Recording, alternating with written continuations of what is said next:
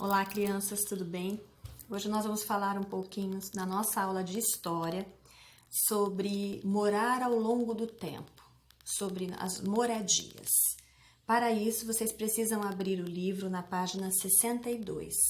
Nós vamos trabalhar a página 62, 63, 64, 65, 66, 67, 68 e 69.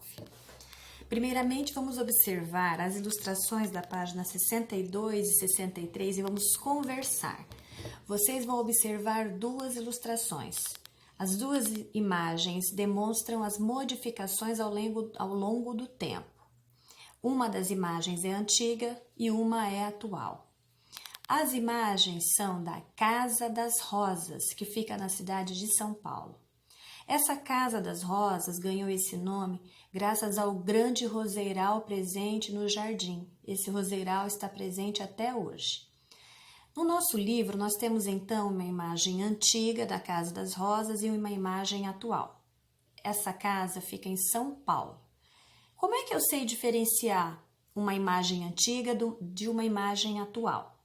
Observem então as duas fotografias que ficam na página 62 e 63. Observem as roupas das pessoas, da foto mais antiga e da foto da figura da ilustração atual. Observem os objetos que as pessoas utilizavam na ilustração mais antiga e os objetos que as pessoas utilizam na ilustração atual. Observem as brincadeiras das crianças na ilustração mais antiga. O prédio continua basicamente o mesmo. Observem a construção. Ela continua a mesma. Ao redor dessa construção, hoje existem muitos prédios, mais movimento de pessoas, mais casas, mas a Casa das Rosas ainda continua lá. O que modificou é o seu entorno, é o que fica ao redor da Casa das Rosas. Mas o mais importante é observar como as coisas se modificam ao passar do tempo. Virando a página 64 e 65, nós vamos conversar um pouquinho sobre as primeiras moradias. Nós sabemos que os primeiros seres humanos eram nômades. O que é isso? Eles não tinham uma moradia fixa, eles caçavam. Então, eles viviam mudando de lugar porque eles precisavam caçar. Então, eles iam aos lugares onde eles encontrariam o seu alimento, que é a sua caça. Então, esses homens, esses primeiros humanos, esses primeiros seres humanos, eles moravam em cavernas, não tinham endereço fixo. A partir do momento que o homem começou a cultivar a terra, plantar nessa terra, ele começou a ter necessidade de uma residência fixa, de uma moradia fixa. Não é residência, moradia, uma moradia fixa. E aí, a partir disso, o homem, então, começou a construir a sua moradia. E essa construção, ela foi evoluindo. Vamos observar, primeiro estamos só conversando e observando as ilustrações. Vamos observar na página 66 como as moradias elas são diferentes. Observem essa aqui, ó, essa casa em Uarine, no estado do Amazonas, em 2016. Essa casa, ela fica próxima a rios. Esses rios costumam transbordar. Então, essas casas, elas são construídas sobre estacas. Elas são mais altas. Esse tipo de casa, ela se chama palafita. Observem como elas são mais altas. Essa casa que vocês estão vendo aqui, elas são típicas do sul do Brasil. Esse tipo de construção, ele é feito com madeira entrelaçada. E ela é preenchida com pedra ou tijolo. Observem agora essa forma de construir casas aqui dos grupos indígenas brasileiros. Há muitas formas de construir casas, também chamadas de ocas. Cada povo tem seu jeito de ser e de se relacionar com o ambiente. Por isso, as formas das casas dos grupos indígenas brasileiros, elas variam muito. Agora, observem esse tipo de moradia. As casas de taipa, também conhecidas como casas de pau a pique, são feitas com uma técnica simples e antiga. São construídas com madeiras e amarradas por bambus e cipós, preenchidas por barro. Agora, observem esta construção moderna. Nas grandes cidades hoje em dia, é comum haver muitos edifícios. Os prédios de apartamentos ocupam menos espaço e abrigam várias famílias. Observem agora esta construção. É uma casa térrea. Essa casa é feita de tijolo e cimento e são muito comuns aqui no Brasil.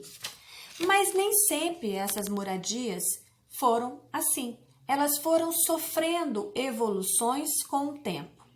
Vamos fazer leituras agora da página 64, as primeiras moradias. Precisamos ler juntos para que nós possamos ter mais detalhes sobre isso que a gente acabou de conversar.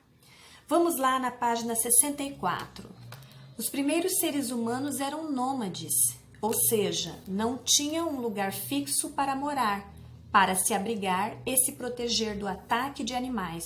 Instalavam-se em cavernas. Eles viviam da caça de animais e da coleta de frutas. Quando aprenderam a cultivar, passaram a se fixar nos lugares e assim começaram a construir abrigos mais seguros e duradouros, escavados nas rochas, feitos de pedras, barro e outros materiais. Na página 65, nós vamos continuar vendo a evolução da construção das moradias. Tempos depois, as moradias passaram a ser construídas com um tipo de tijolo preparado com barro e palha. Essa técnica chamada adobe foi utilizada em diversas partes do mundo, principalmente em regiões quentes e secas. Anos mais tarde, os romanos inventaram uma mistura de materiais muito mais resistente que os tijolos de adobe. Ela era feita de cinzas vulcânicas, cal e água do mar. As casas passaram a ser bem maiores e ter áreas abertas internas para permitir a entrada de luz solar. Página 66. As moradias são diferentes. Existem diferentes formas de construir uma moradia, dependendo do lugar, dos hábitos, dos costumes e da condição econômica dos moradores. Então, nós vamos falar dessas imagens que aparecem no texto. Observe alguns tipos de moradia.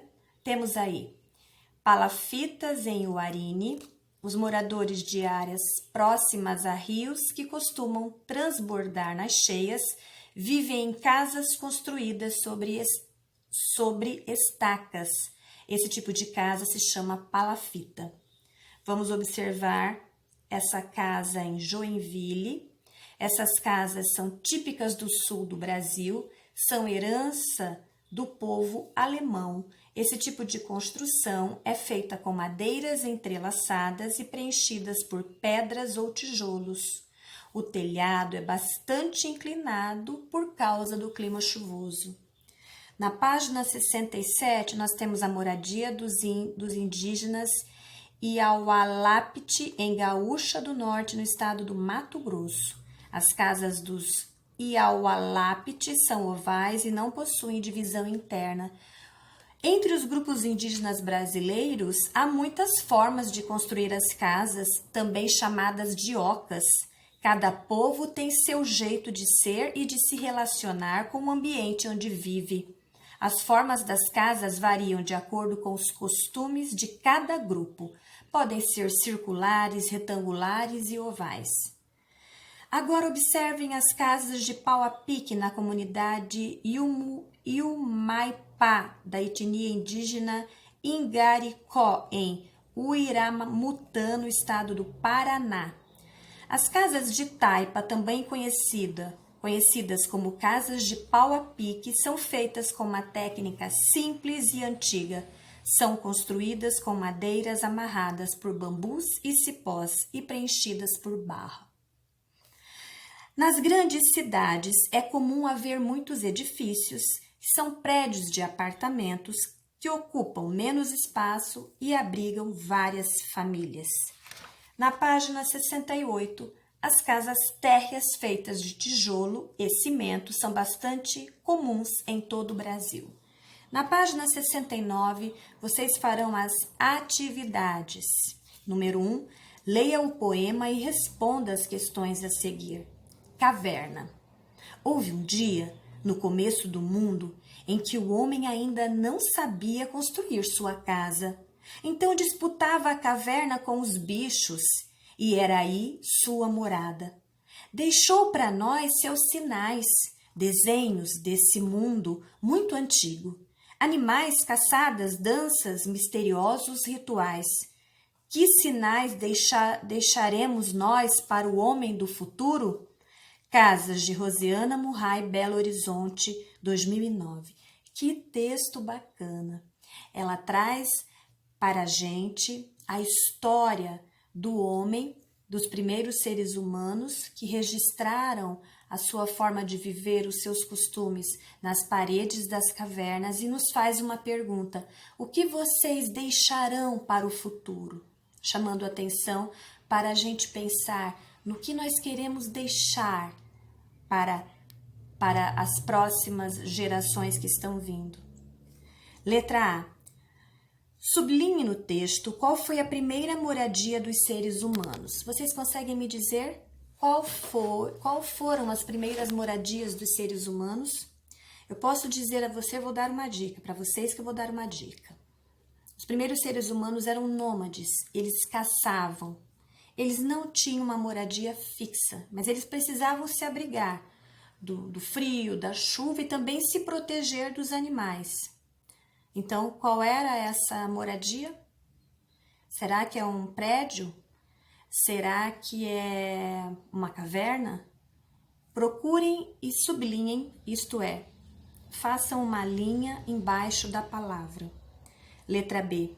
Para que as moradias serviam e servem até hoje? Por que nós precisamos ter uma moradia? Por que vocês precisam ter uma casa? Para nos abrigar do frio, da chuva, para nos dar segurança, para nos livrar dos perigos, ok? Na letra C, responda a pergunta do poema: que sinais deixaremos nós para o homem do futuro? Converse com os colegas e o professor. Vamos registrar aqui só o nosso bate-papo. O que nós deixaremos para o futuro? Vamos tentar deixar um mundo melhor, com mais harmonia, com melhor convivência, com paz, com equilíbrio para o meio ambiente.